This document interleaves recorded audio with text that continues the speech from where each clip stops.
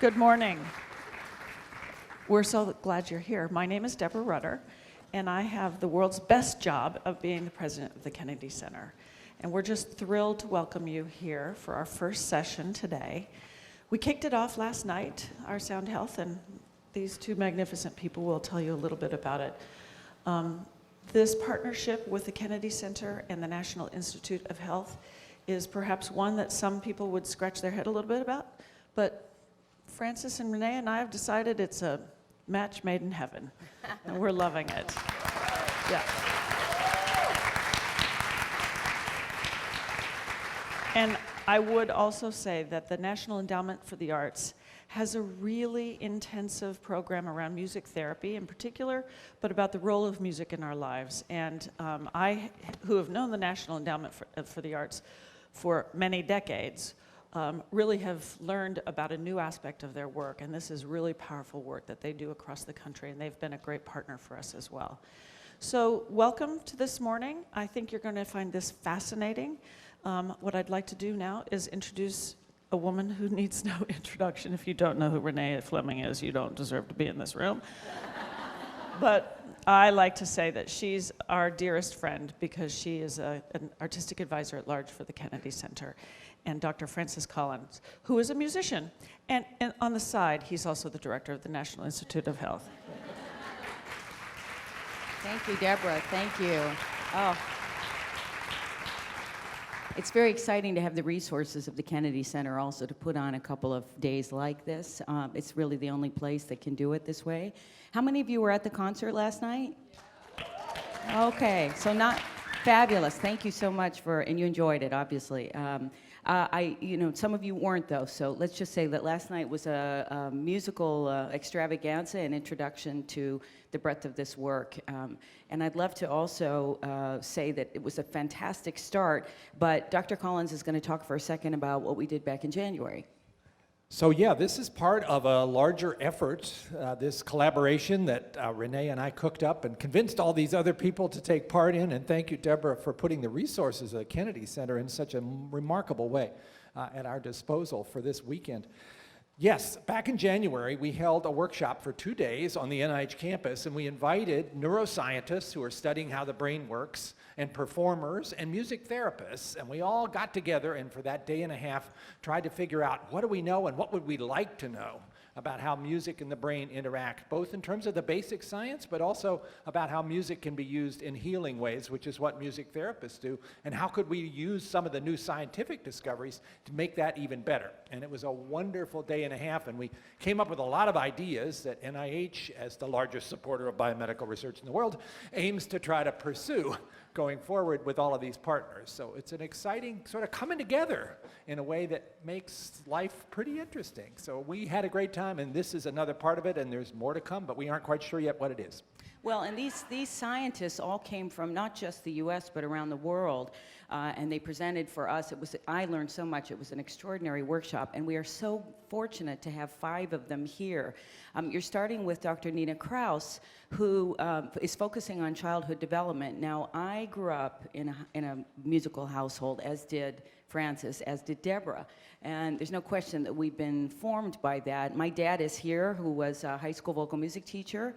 My mom also did, and all of us in my family are somehow involved in music education. So I'm especially interested to hear what Dr. Kraus has to say. We also have Sherry Robb and DeForia Lane working with us on a presentation on music therapy, Ani Patel and creative aging. I will be there with bells on. And Dr. Charles Lim tonight with extraordinary Esperanza Spalding and Vijay Iyer about jazz improvisation and creative power and what that does for our brains. So this is a thrilling and growing field. So can you talk to us a little bit about our session later on today? Well, right. So at 3:30 in the Millennium Stage, we're going to have a conversation, which is, I don't know where it's going to go. We're going to figure out. Renee is going to ask the questions, and I'm going to try to answer the ones that come to me. But the other person there is the former Surgeon General, Vivek Murthy, who's a very thoughtful physician who thinks a lot about how health and the mind work together and how meditation and other aspects of spirituality maybe should play a larger role in keeping us all healthy. So that's going to be a very interesting conversation. Come to that. And for music therapy, did any of you see the Memorial Day concert last Sunday? Yeah, I was so moved, and Captain Luis Avila and his wife Claudia came last night and will be here for many of our events today as well. Incredible work, and we're introducing some other groups and some other extraordinary stories at Sherry Rob's event. And these sessions actually, in terms of improvement in all of these various therapies, just give us a taste of the breadth of what this work can do. Even the basic research, I think, is absolutely extraordinary. Can you tell us a little bit about the promise, what the future is for this field? Well, that's going to be kind of up to all of us to invent. It's going to take, I think, the bringing together in even closer ways these wonderful disciplines of neuroscience, music therapy, and professional musicianship to see what we could learn about how to take the power of music and take it to the next level in terms of its healing opportunities. Each of you here sitting in the room, you've got 86 billion neurons between your ears.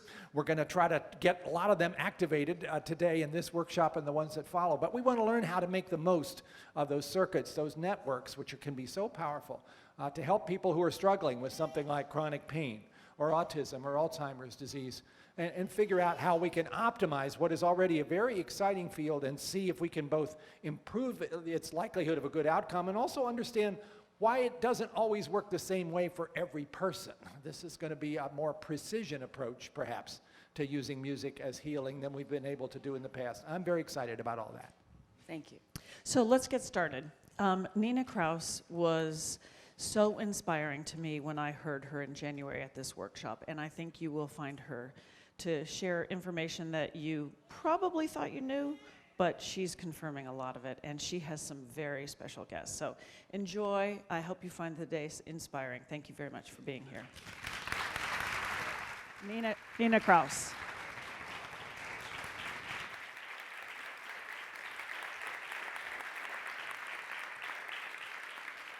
Oh, thank you, and hello, hello, hello.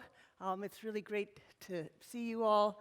And so I get to talk about music and child development. And I'm from Northwestern University. Our lab is called Brain Volts. And I will be joined today by our wonderful musicians from the DC Youth Orchestra, Duncan, Anton, Lucy, and Amy.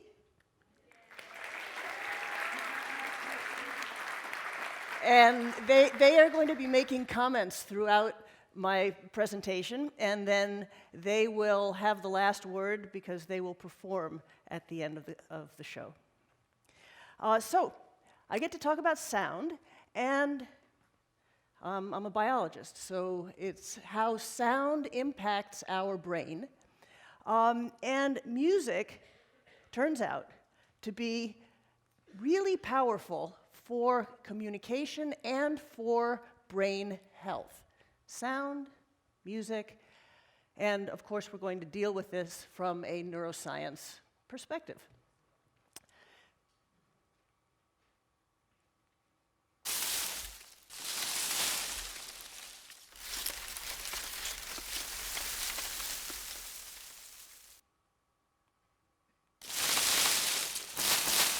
The grass is moving. And making sense of sound is important for our survival. And we need to be able to arbitrate, is this something that we should be running towards or running away from? And it is an evolutionarily ancient part of our nervous system. It's also very important, making sense of sound is how we learn, how we connect with each other. And we have to learn not only what to pay attention to, but we need to learn what sounds we need to ignore. So making sense of sound is very important for learning. So when you think about the attributes of a seen object, I can describe this ball in terms of its shape and its color, its texture, and it's very concrete. We live in a materialistic world. And I think that we don't realize how important sound is. Sound is invisible. Sound, like many of the world's most powerful forces, like magnetism, gravity, this force is invisible. And so I can describe a sound to you. I might say that it's dissonant and high-pitched, and you wouldn't know what I'm talking about. It's not like the ball. I could be talking about brakes squealing, or a piece of music, or a bird squawking. But there are just as many ingredients in sound that our brain needs to figure out the meaning from. And this turns out to be one of the most complex and computationally delicate jobs that we ask our brain to do. So, I think sound by its very nature is abstract. It moves in time, and it literally moves us. It's fleeting. I said it's invisible. And I think that this understatedness of sound, in a way, is why we have had a National Institute for Vision 20 years before we had one for hearing. Here's what happens when we make sense of sound. Sound has to enter our ears, to our brain, and then there is a network of so many different processes and brain areas that we love to study as neuroscientists, and it affects and modulates what we hear by how we think about sound, how we feel about it, and how we move with it. Just the sound, the movement of my lips as I'm listening to my voice.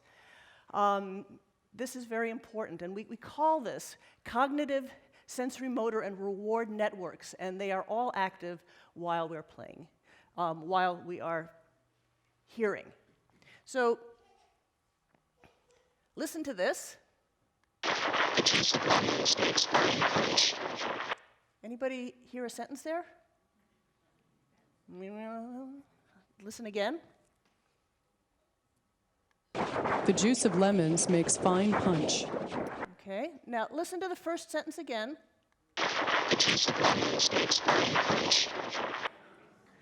Okay, do you believe me? Do you believe me that, yes or no, how we think about sound influences how we hear it? Yeah.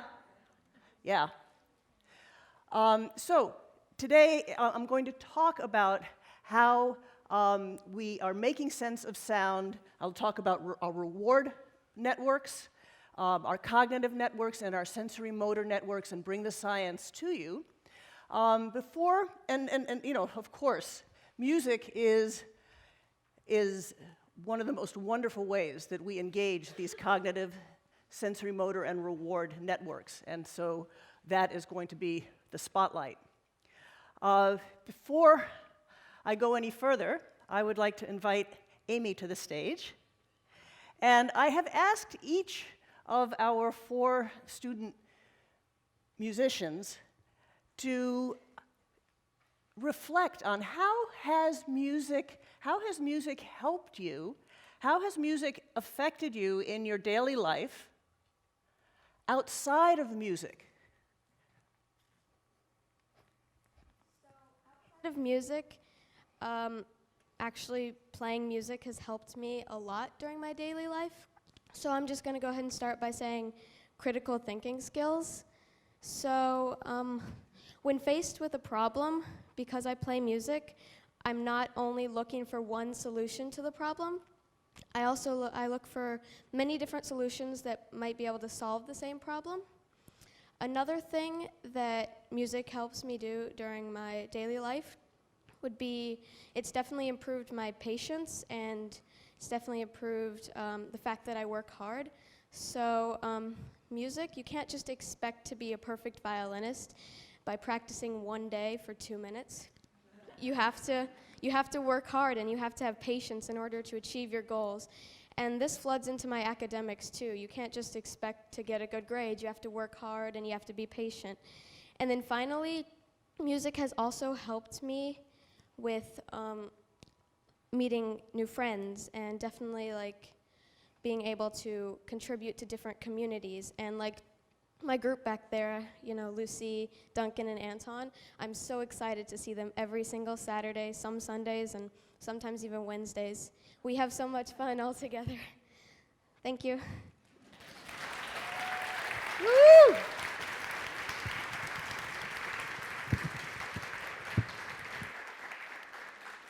Beautiful. Amy, thank you so much. You know, what I was going to do, what I had planned when I had asked these questions, was that I was going to have each musician speak and talk about a particular aspect of the sensory, cognitive, and reward networks that I am going to be telling you about biologically. But each one has said that music impacts every single system. So, what I love about my job is I get to learn every day, and I've already learned so much from Amy and Anton, and you will hear more from them in a minute. So I'm going to tell you a little bit about my own personal journey, which began with my mommy. So my mommy was an immigrant, and I was raised in a home where more than one language was spoken. My mommy was also a pianist, and I loved to play underneath the piano. I'd take my stuff and just kind of hang out underneath the piano because it felt good to be there. And I think that very early on, I must have realized that sound is important. And eventually, I became a biologist. And really, I feel like my job is to take this biology and to harness that knowledge to inform communication health, communication through sound. So I started out counting hair cells in our ear, our cochlea. We have 30,000 specialized hair cells, and I was looking at them under a microscope, a phase contrast microscope. They were just beautiful, and counting them. And then I started working on an experiment recording from neurons in the 8th nerve of the chinchilla. I was studying something called two-tone suppression in the auditory nerve of the chinchilla. And this is where my mommy comes in again, and she says, Nina, what are you doing? And I realized, at that moment, and this was decades ago, and it's informed my work ever since. I realized if I wasn't doing something that I could explain to my mommy, I didn't want to be doing that thing. And so, I still was sticking needles into neurons, and I decided I was going to see, so what happens if you take an animal. At that time I was using the rabbit model, and you record from a neuron and you play a sound. Now you teach the animal that the sound has meaning. Turns out that the cells responds differently to that same sound. The sound hasn't changed, but the nervous system has changed. And this is what happens when we practice things again and again and again and again. The nervous system changes, and so I was able to see firsthand, I was able to look at learning firsthand in a neuron. But I was motivated, always motivated, and we still have an animal model in my lab, but the work is motivated to affect human health. One of the things that I learned is that music is a fabulous model for learning through sound. But importantly, through my work, it's really been guided by wanting to have the granularity, the precision that we can have in single neuron experiments in animal models, because we have the precision and the beauty of neuroscience insights, and we should be able to apply these to humans. So finally, I discovered that I could apply something called the frequency following response. This is me being very happy, swinging over the road over our house. And because finally, this is a way of measuring sound processing in the brain that gives us the kind of granularity that really approaches what we can see when we record from single neurons in animal models. So You know, as I'm talking to you now, the nerves in your brain they're responding to the sound of my voice, and they're producing electricity. And in the same way as I can take the sound from my electric guitar and feed it through a speaker, and we can hear it, I can take the electricity from your brain, and we can hear that. So here is a speech sound, and here is your brain's response to that sound. Okay, now, you know, this is usually when you're looking at a brain response to something, it doesn't look anything like the stimulus that was used to stimulate the brain. But you can see that they physically look similar and sound similar, so that gives us a lot to work with. Here's some more examples, some high pitch. Asking a question. A bassoon. You'll hear a scale and the brain's response to the scale. Little Mozart, and the brain will take it from there.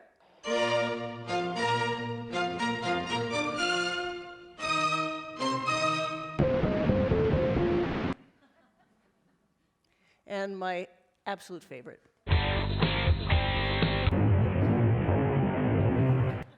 You will hear more Deep Purple later on. Okay, so what we can do is I can pick up that electrical activity from your brain, and now we can figure out how good a job your brain is doing at processing those individual ingredients. Now, Dr. Collins said we wanted to look at individuals, and this is really a new frontier in neuroscience, because each one of us, our life in sound, influences how we perceive sound, how you are listening to what I'm saying right now. And we are all individuals, and we need to be able to understand individuals if we're really going to affect communication and health. So an expert system might look like this. A child with a language disorder might have a profile that looks like this. But I'd like you to hear, so this is an expert system might sound like this. This is a top to what we use on stage, but it's very, very special because if you can see, the numbers all go to 11. What's this from? Yeah. A+. But a disordered system might hear it like this. This is a top to what we use on stage, but it's very, very special because if you can see, the numbers all go to 11. So if your brain is hearing in this manner, how are you to learn? So sound is invisible, and it is our ally. It is also our enemy. The sounds of our lives shape our brain. I like to say our past shapes our present. So it reflects our past, and it predicts our future. The way our brain responds to sound today will predict what we can do with it later on. So it's a form of biological sound, of biological time travel. So if we look at the expert system, today we'll be focusing on playing musical instruments and singing, making music. And the enemies that I'm going to talk about are language disorders, noise, and head injury. So starting first just with noise, what I'm talking about in terms of noise here, this is the noise in our environment. These are so-called safe level noise. This is not noise that's loud enough to give you a hearing loss. This is, the garbage trucks, the beeping that wakes us up in the morning, the traffic, the air conditioning. Even in this room, if we were to turn off the lights, it would be quieter. It turns out that this moderate level sound affects our health. This noise increases our stress, our distractibility. It disrupts our sleep. It promotes hypertension, and it disrupts our development and our ability to think. So in animal models, again, we know that meaningless noise, if you take kittens and you just have them listen, you subject them to meaningless noise for many hours in the day, what happens is that this usual beautiful precision with which the brain is organized, kind of like a piano, becomes disrupted. So, I mean, imagine, think about this. You know, a baby, a child cannot help but learn a language. A child cannot help but make meaning out of sound.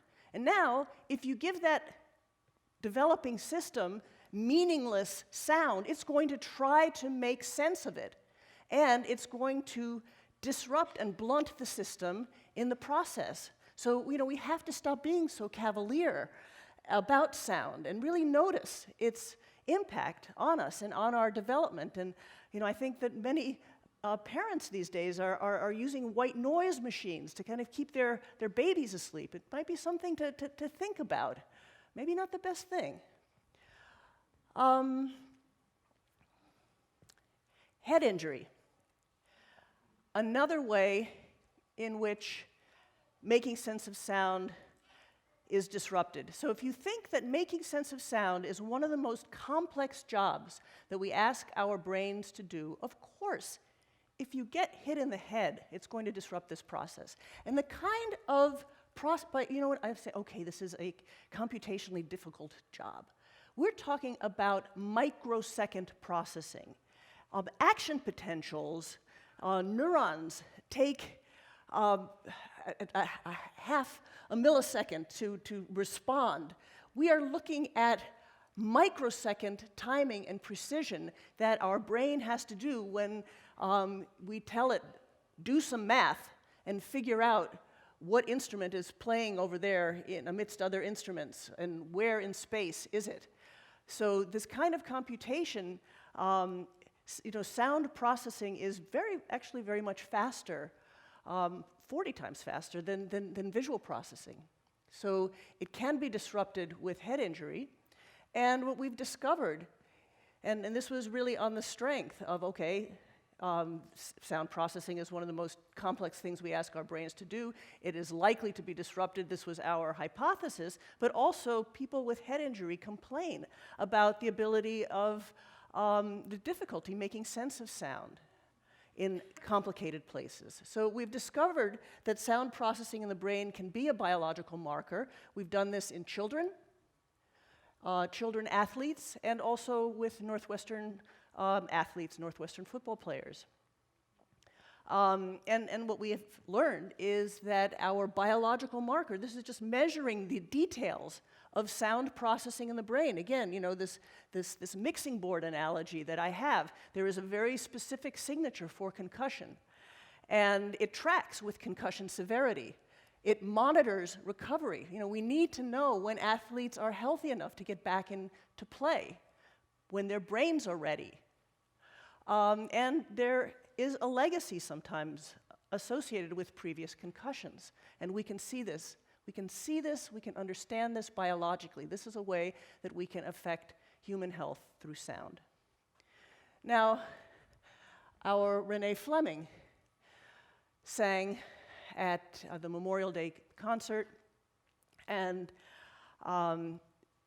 this was really such a beautiful moment for really thinking about how music and music therapy can help us combat head injury and help us to bring people who have had head insults into recovery. And so the field of music therapy is one that people have applied to this task, but there really is not that much that is, we stand to learn so much more about how we might be able to harness the power of music to be able to help us heal. And I really put to you that what we need here are uniform and rigorous biological outcomes, the kind that I'm talking to you about today, where, a couple of electrodes, you figure out how individuals are processing sound, and you see how that individual has been impacted by a head injury, and see how, with therapy, how music, what courses of music for an individual might be the best course of treatment. So this is for the future.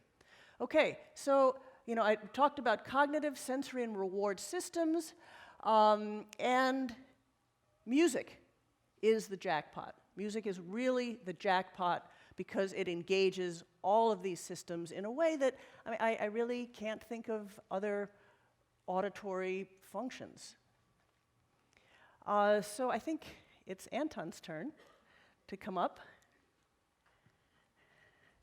and tell us a little bit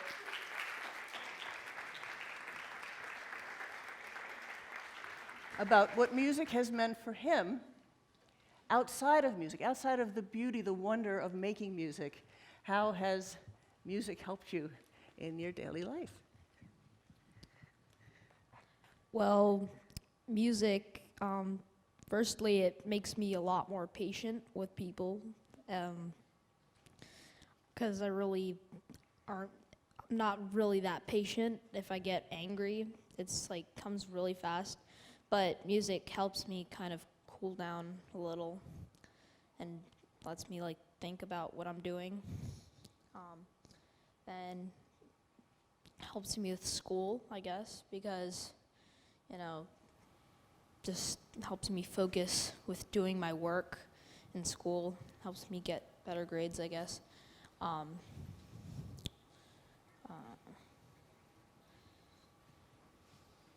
I think that's a lot. That is a huge lot. And, as we're listening here,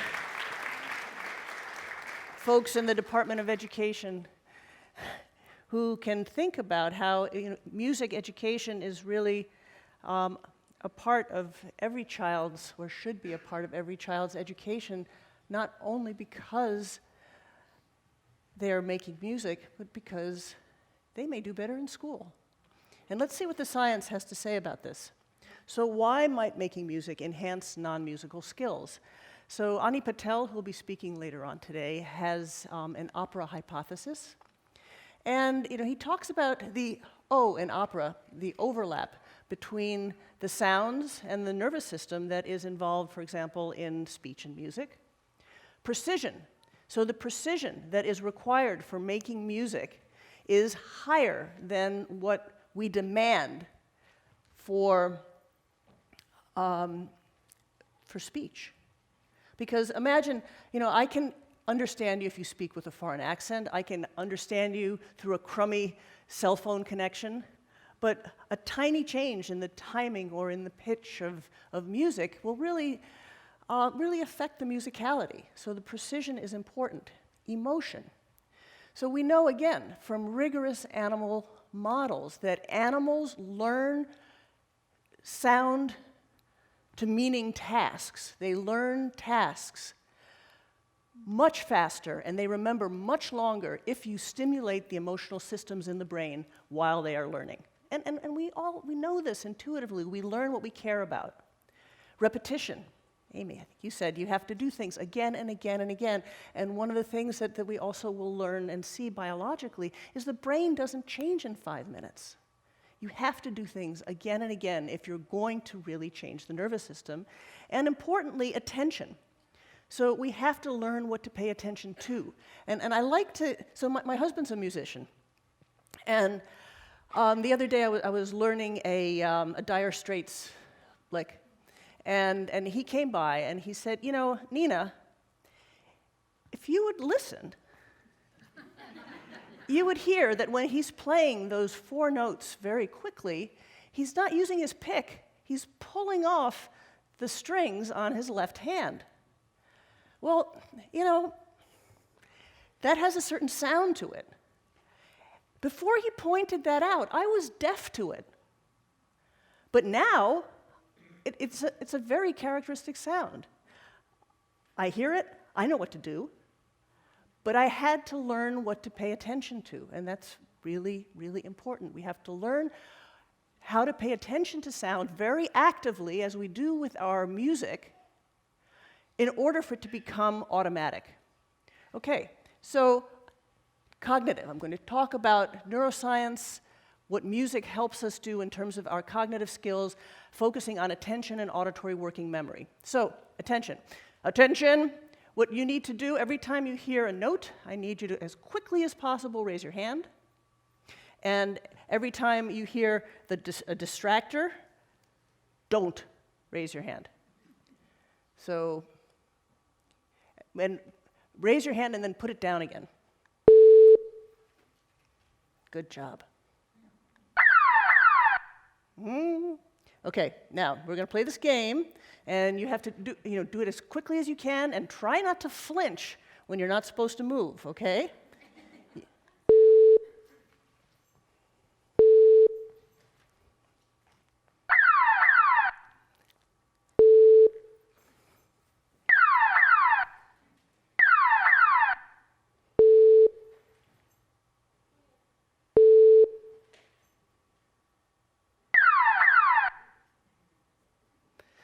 All right, so this is the kind of test that we can do in a laboratory. And we can test people's auditory attention skills, and the tasks become more complicated than this. But you can just see how this very basic task and inhibiting, and especially one of the things we've learned is that drummers are especially good at inhibiting other sounds. So in a number of neuroscience experiments, what we have been able to show is that attention skills, tested in a typical standardized way, is simply better in people who play music. And what do I mean by a musician? Because I'm going to be showing you data from musicians. I'm not talking about professional musicians. I'm talking about even hack musicians like me. Someone who regularly plays a musical instrument throughout their lives. So I want to talk about music and hearing and noise. So, I was really thinking about this last night with Edwin, our conductor. The conductor has the biggest brain. He has to listen to all the different sounds of all the instruments in the orchestra, and he needs to be able to pull out what is signal, what is noise in a very, very complex soundscape. And so we wondered, well, if musicians have to do this, would that help in speech? Would it help us understand our friend's voice in a noisy restaurant? Would it help a kid understand their friend on a playground? And so, again, I want you to listen to this sentence and see if you can tell me what it says. Sugar is very sweet. I don't know. Okay, listen to this. Sugar is very sweet. Did you get it? Okay. So these are these are tests, standardized tests. They were not developed by us. These are standardized tests that are used to measure hearing and noise. And what is wonderful is that it actually turns out across the lifespan, people with musical experience, people who make music, are better able to hear speech in noise. So this is a transfer from music to speech. And I'm going to nip this question right now because I get it all the time. People are going to say, oh, well, I listen to music. Is that going to help me in this kind of a situation? And people listen to music all the time. But I like to say, you're not going to get physically fit watching sports. You have to make the music. And again, what is so beautiful here, looking at speech and noise and the brain's response to it, is you can see it objectively in the biology. I love thinking about these really complicated questions like, why does music make us feel so? But I work with signals. I work with sound waves and brain waves, voltages, patterns, and it's so encouraging and comforting, calming for me to be seeing, look, here's a musician's response in quiet and in noise. You can see that in noise, the noise hasn't really affected the response very much at all. But for the non-musician, it's very obvious that the non-musician, when he's listening to a signal in noise, that signal processing has been deeply affected. So reverberation is something that affects our ability to hear. So listen to typical sentence. Many factors influence speech intelligibility. Now let's hear it reverberated.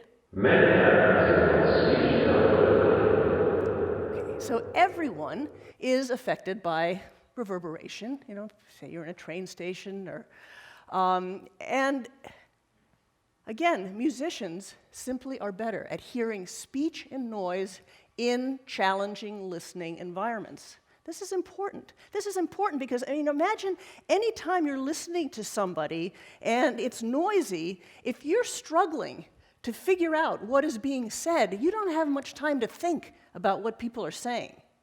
But if your brain is this fabulous system that enables you to hear what is being said clearly, you can be steps ahead of everyone else, because you can be thinking about, okay, well, you know, what is that person, how can I think about what that person just said? Okay, so auditory working memory, this is another cognitive function that affects our, that is impacted by music. So, you know, just think about, so as I'm talking to you now, you have to remember what I just said in order to make sense of what I'm saying in this moment. That's your auditory working memory.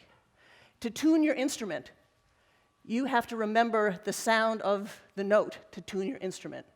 If I'm going to improvise on your musical idea, I have to remember your musical idea if I'm going to improvise on it. That's my auditory working memory. As musicians, we use our auditory working memory all the time.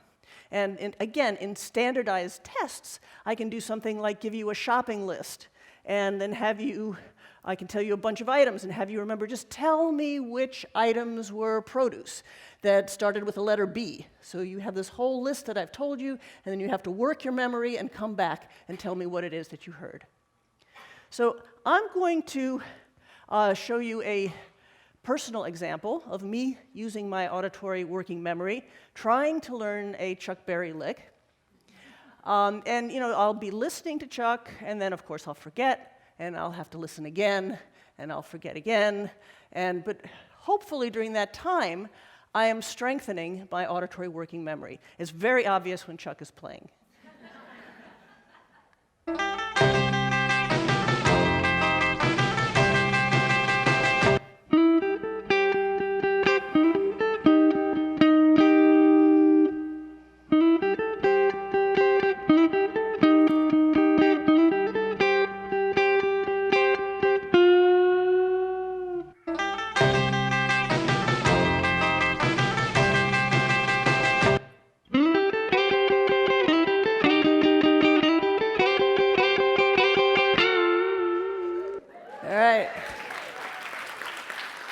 So take N again and again and again and again. But again, in these laboratory experiments, what we know is that musicians are simply better at tests of auditory working memory. So this is important for learning. Lucy.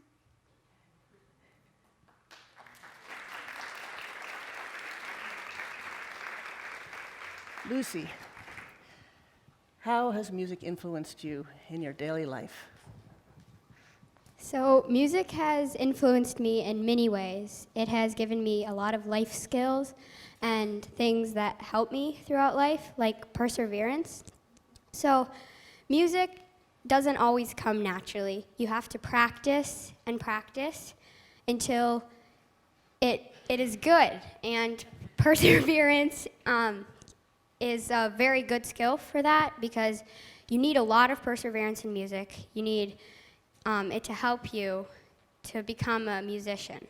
And music is another language, and it's a language that only musicians speak between each other. And when you're playing with somebody, you're speaking another language. Some people don't think of music as a language, but musicians always have that feeling that they know another language. And the spirit of music is always enjoyable, and I always have a great time playing with my friends. Thank you.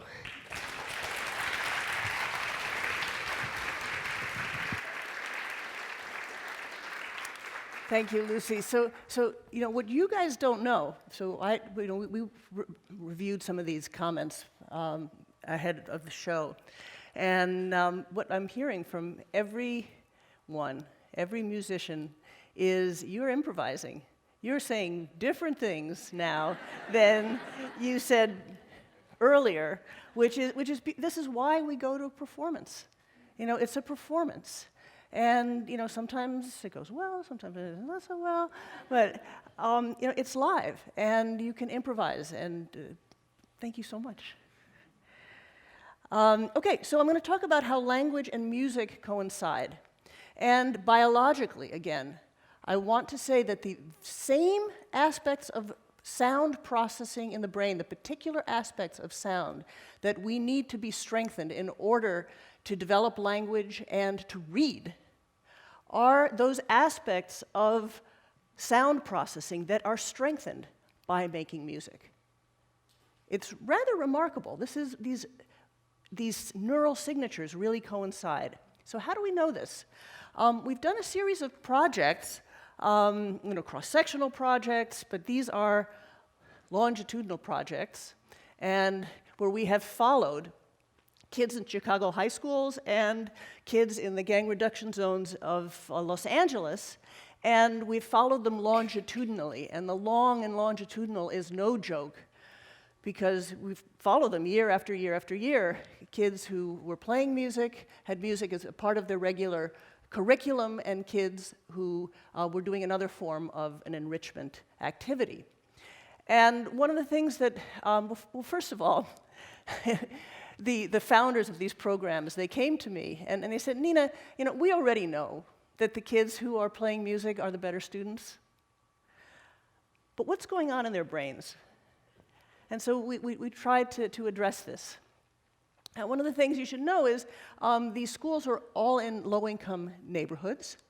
And one of the things that is often associated with poverty, with low-income neighborhoods, is linguistic deprivation. And it is typically measured, the measure that, again, others have come up with, it's indexed by maternal education.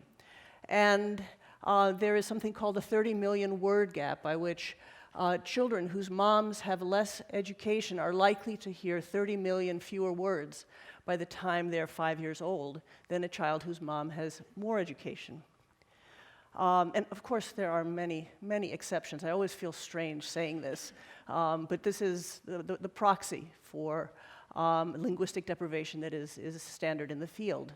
So what we did is we took these high school kids, and all families, 95%, more than 95% of the families qualified for subsidized lunch. And we divided the kids they were educated in the same classrooms, same schools, divided them simply on their mom's education. And what we found was that the kids whose moms had less education, they had more neural noise. So their nervous system was producing noise. Also, we found that some of the ingredients of sound processing in the brain, some of the ones that we know are important for language, that these were diminished.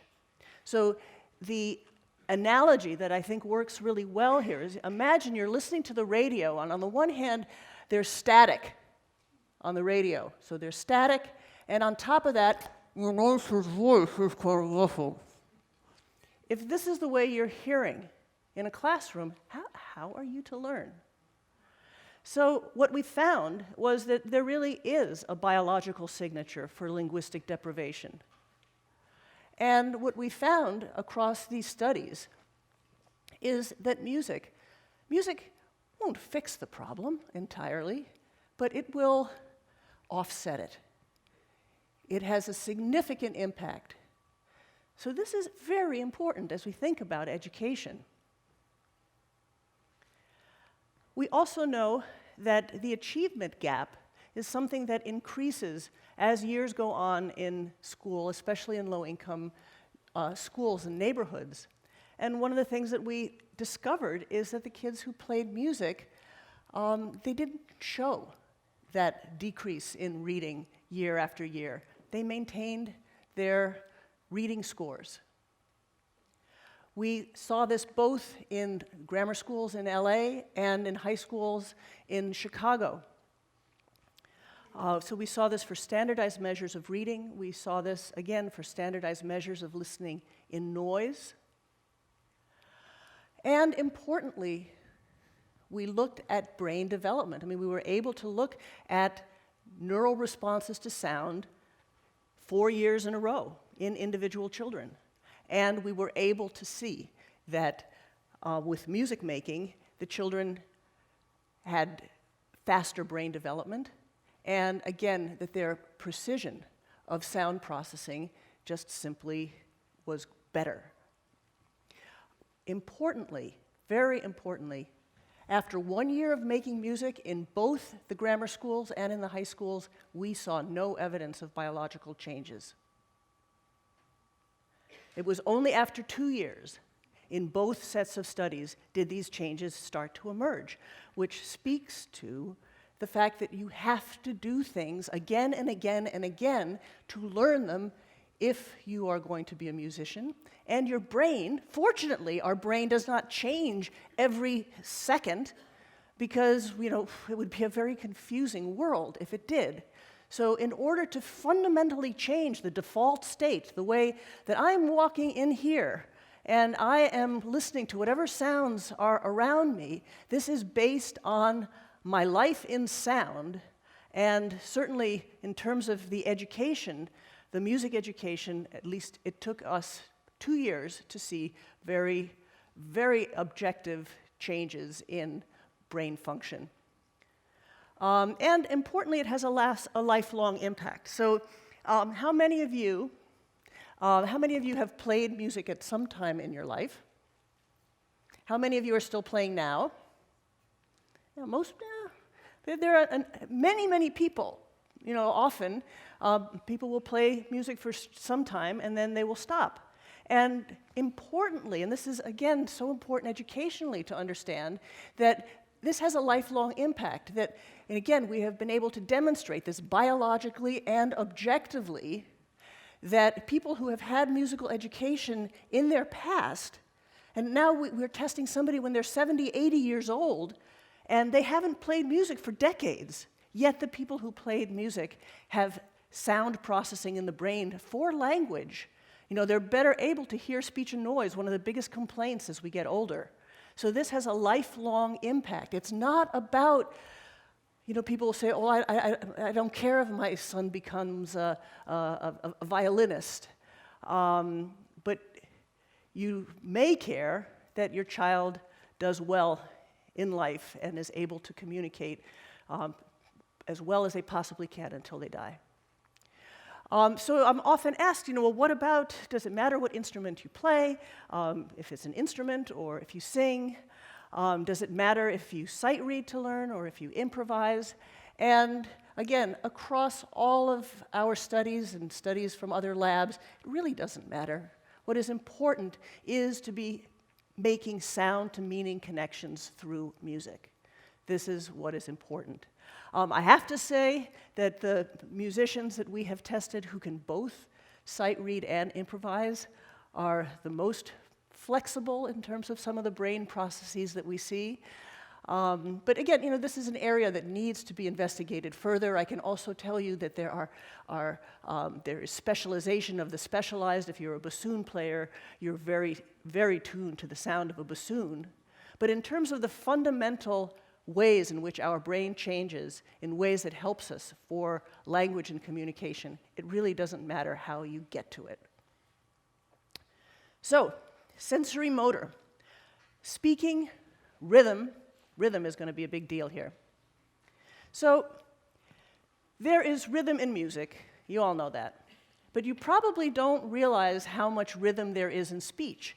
Rhythm helps us understand where important things stop and start in speech. Here's, I think, a really good illustration. Mr. Walker? I am extraordinarily busy, sir. I just wanted to ask about the chocolate. The lifetime supply of chocolate for Charlie. Well, when does he get it?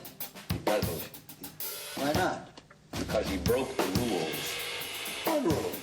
We didn't see any rules, did we, Charlie? Wrong, sir. Wrong. Under Section 37B of the contract signed by him, it states quite clearly that all offers shall become null and void if, and you can read it for yourself in his photostatic copy, I, the undersigned, shall forfeit all rights, privileges, and licenses herein and herein contained, etc., etc. Fax mentis incendium gloria culpum, etc., etc. Memo bis punitor delicatum. It's all there, black and white, clear as crystal. You stole fizzy lifting drinks. You bumped into the ceiling, which now has to be washed and sterilized, so you get nothing. You lose. Good day, sir. You're a crook. You're a cheat and a swindler. That's what you are. How can you do a thing like this? Build up a little boy's hopes and then smash all his dreams to pieces. You're an inhuman monster. I said good day.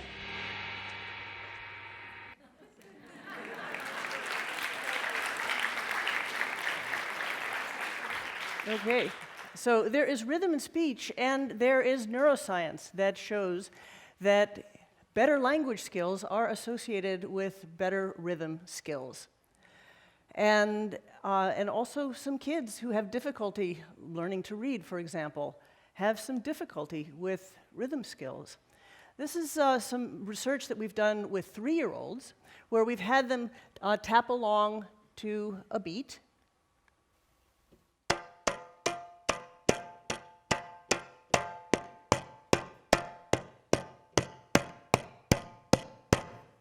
So he's tapping along to a steady beat, and here the steady beat is going on, and the kid is tapping along.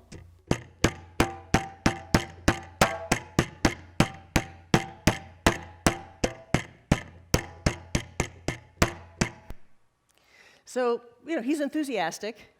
But what is interesting here is, again, so you can see the rhythm in the sound wave. And you can see that the brain is following those rhythms in the kids who are the synchronizers. And they do not follow those rhythms in the kids who have not learned to synchronize well. So, this is a very important point that I think really helps us think about the fact that we may want to, how important it is to bring rhythm and bring music into education for language. And when we think about rhythm, this is one more example of how I have been wrong. I have these hypotheses all the time, and I'm so often wrong. I thought that if you were good at one kind of rhythm, you'd be good at other kinds of rhythm. You'd just be good at rhythm. Wrong. So if you are good at following along with the beat, so I'm going da da da da da da da, then I have you do something like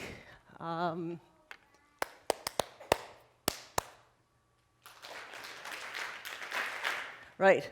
So that's your ability to follow a rhythm sequence, and the rhythm sequence follows the notes, and it also follows the words, and it turns out that people, and we've looked at this in 3-year-olds, we've looked at this in adolescents where we could really do a lot of rhythmic tests on them.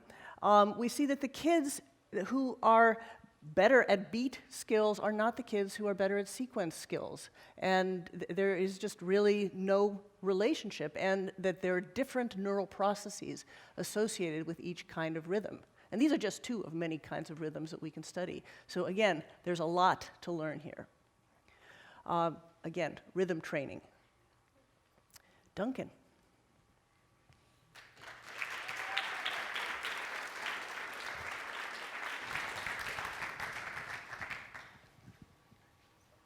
Dear Duncan, what has music done for you? So, hi, my name is Duncan. First of all, please don't stare at that photo. I know it doesn't look right. So, I picked up violin when I was 4 years old, and ever since then, I've built so many skills in my life that it's just unbelievable how it's impacted me, and it's, brought me life skills and even a couple of applauses, like, who wouldn't want that? Like, at the end, it's really worth it. And like we're talking about here today, about sound and how it really impacts us, one of the great things about being a musician for the long time is you pick up, like, songs you hear on the radio, like Michael Jackson or even Justin Bieber, I don't know. You get to just, let the music take over and just feel it, and you just play it like you don't even, what's going on, but it's just unbelievable how powerful the music really is. And it's so calming as well. Like, some stuff that's going on in the society today, like, that calms you. It definitely calms you. It takes over your body, and it's amazing how powerful it is.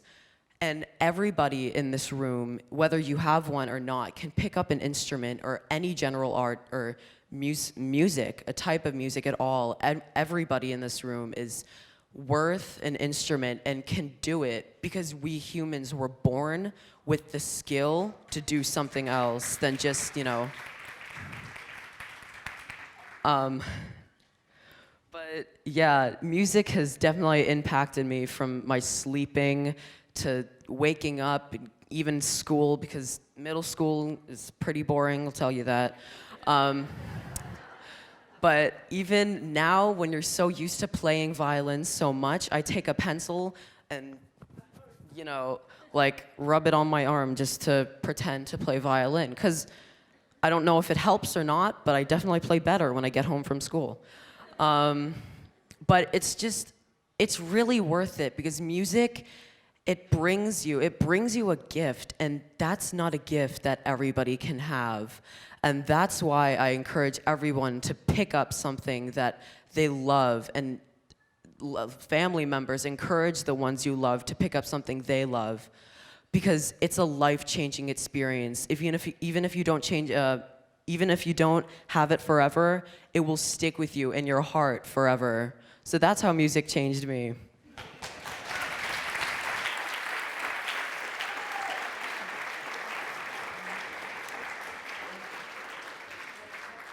You heard it here. So, there's the science, there's the practice. So let's talk about reward, so how we feel. Music really helps us connect. I want you to look at these babies and see, when the music starts, how they engage with each other. Hi, girls. It's August 6th. Is that right? Yeah. August 6th, 2012. Daddy's gonna play them a little song while they're eating their peas. You girls ready?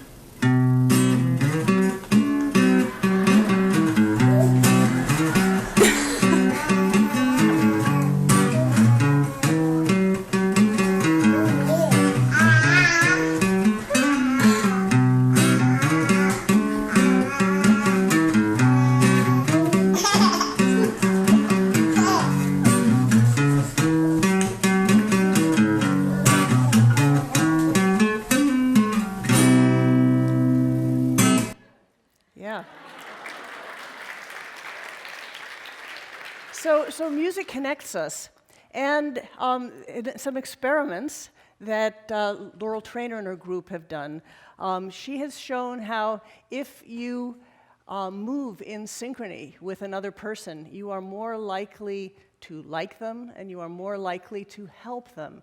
I want to show you some pictures here and a video.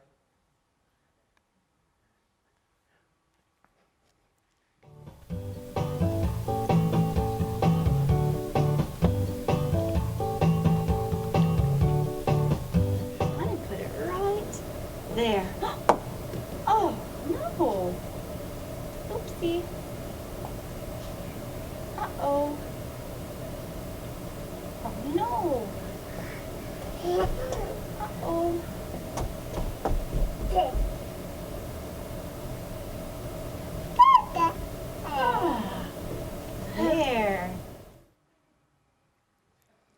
Okay. 1 foot, 2. Good job. There we go. Okay, 1. Good.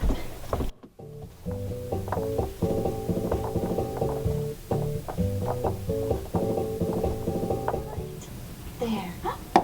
Uh-oh. Oh no. Oopsie.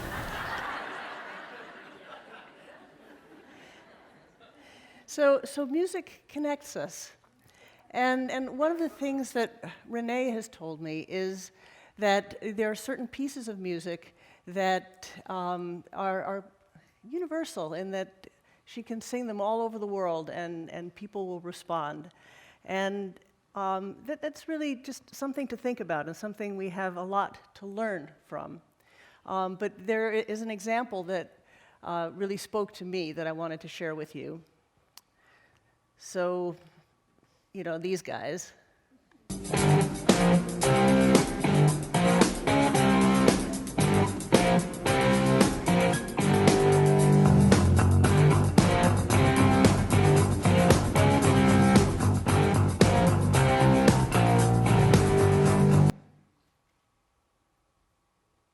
In Japan.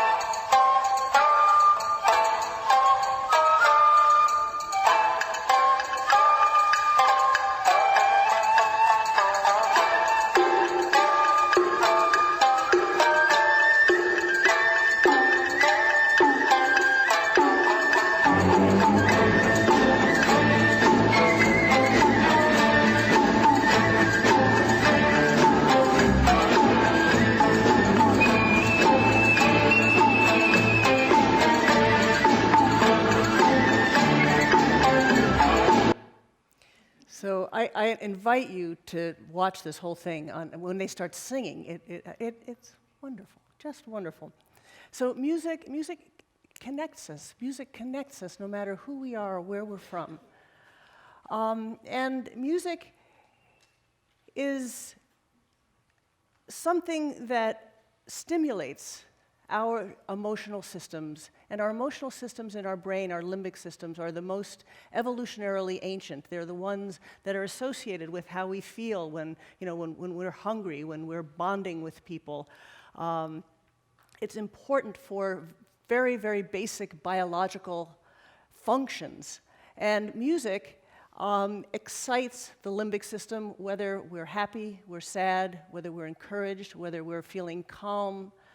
And we know that chemicals, hormones such as oxytocin, chemicals such as dopamine, neurotransmitters, will be flowing in our limbic system while we're listening to music, while we're anticipating a certain part of a piece. Other parts of the limbic system will be releasing dopamine at the musical climax. And so we are awash with chemicals that move us when we are listening to music. And so these are my babies. These are my three babies. And you know how when people say to you, "It's so good to hear the sound of your voice." It's that emotion, it's that connection that we have had for years and years and years. And so we wondered whether if you had musical experience, if you play an instrument, would your brain be better able to pick up on the nuances of emotion? So here is a baby crying, and what we can see here is that this is the emotional part with the rectangle, the emotional part of the baby crying. And all of you have heard baby cries, and you know when the baby means it and when he doesn't. That is the part that tells you whether he's serious. And musicians, again, just automatically, without thinking, in their sleep, a parent who plays music is able to know, I better get up, or eh. And the non-musician is actually responding more vigorously to the simple acoustical part of that baby cry, because that's the only part that the non-musician will respond to. So he's holding on to that for dear life. So I'm gonna wrap some things up here. I hope that I have convinced you that sound is biologically powerful. It is our invisible ally and enemy. And it has a profound impact. Music has a profound impact on our brain. It has a profound impact on child development, on development of language skills, on our emotional health, on our social bonding. And importantly, making music has lasting effects within an individual. I want you to think about, so when we think about time, and we think about evolution, I can't even think in terms of the millennia, because I'm thinking in microseconds every day. But each one of us has a lifetime. And during that lifetime, what we do, I like to say that biologically we are what we do, and that our past shapes our present, and that what we do will have a lasting effect. What we do early in life has a lasting effect later. So I think it really makes it very important for us to think about how we can best engage music to strengthen human communication and brain health. And certainly as a biologist, I'm teeming with ideas. I know you have many, many questions. There are so many questions that just beg for some knowledge. And one of the things I love about being a biologist is, we know so little about the brain. And there is so much to challenge us and to think about. And I know we'll never understand it all. I'm completely comfortable with that. And but there are really good reasons to understand musical impact on the nervous system. And I think that it's important to use the biology so that we can have uniform and objective, ironclad outcomes to measure how we can best learn, how can we best learn language, how can we best deal with head injury, how can we best learn a musical instrument, what are various therapeutic approaches that can help us with all kinds of aspects of brain health. Really having an objective way of looking at these outcomes in a way that reflects the health of individual people personally is, I think, a beautiful frontier for us to look ahead to. I want to acknowledge, these are the people in my lab, Brain Vaults in particular, Trent Nickel, Jen Krisman, and Travis White-Schwach, who have been with me from 25 years. So this is really a group of people who I'm so fortunate to work with, graduate students and postdocs. And I want to invite you, please, to visit our magical website, which, and I have little cards here if you want them, but it's really, it's a labor of love, and we really work hard to try to take all of the information that I've talked to you about today and to put it in a form where you can grab it and you can use it to affect whatever policy you might want to be affecting, whether it's in your home or in your country.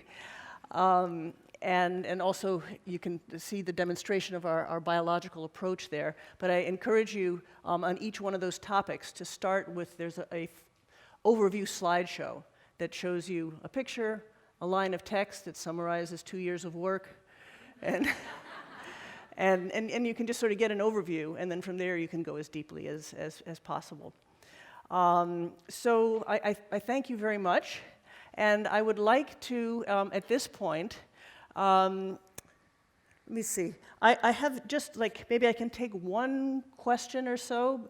Meanwhile, maybe our DC Youth Orchestra can start setting up. And they are going to be playing for us the Telemann Concerto for 4 violins in G major. Question?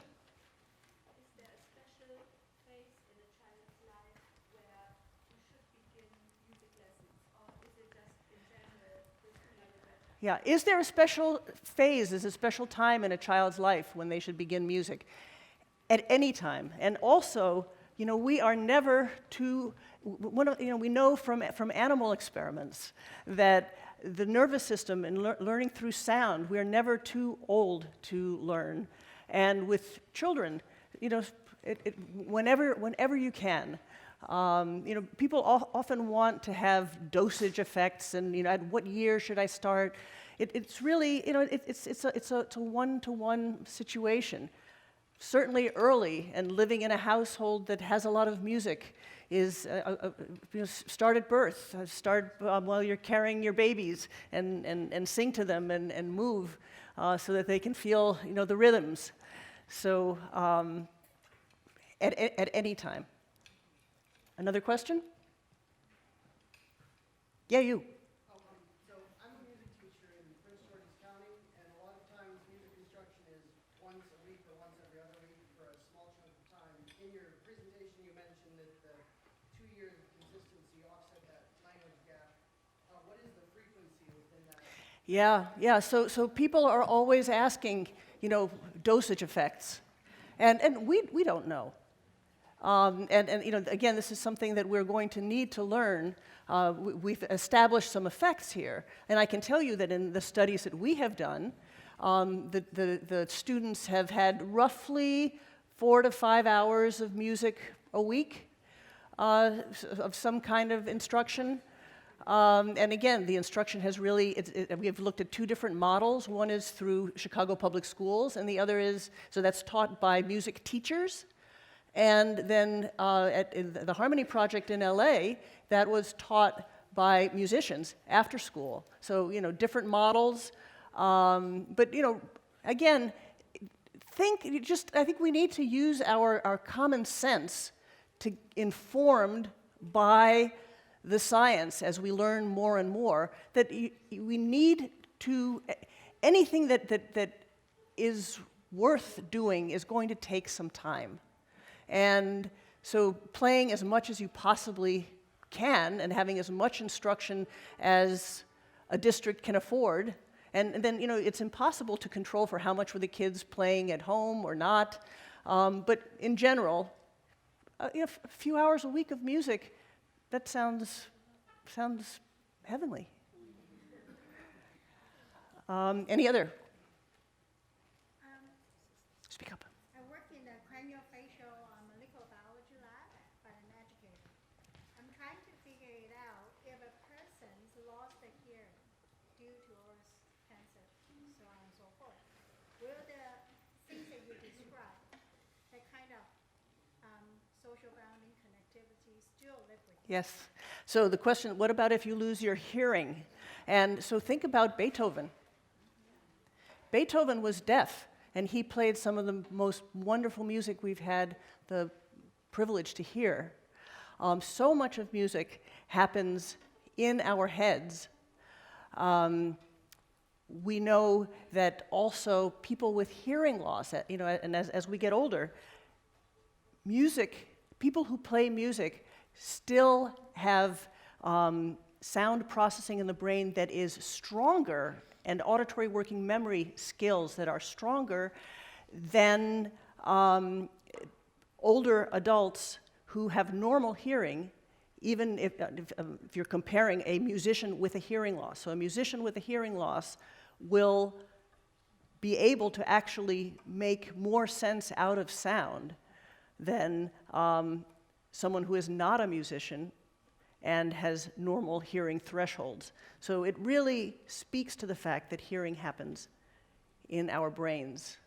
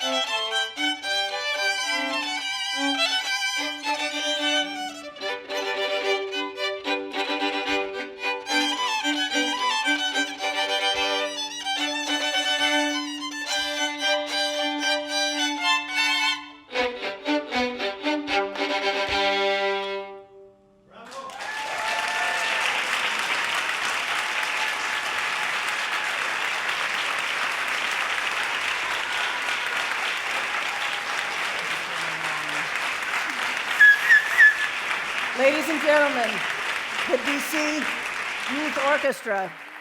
Come take a bow.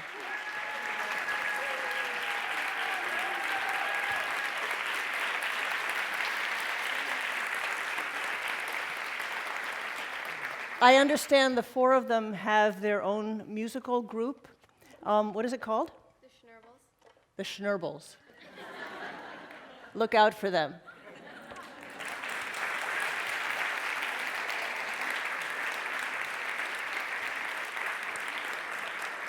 Thank you.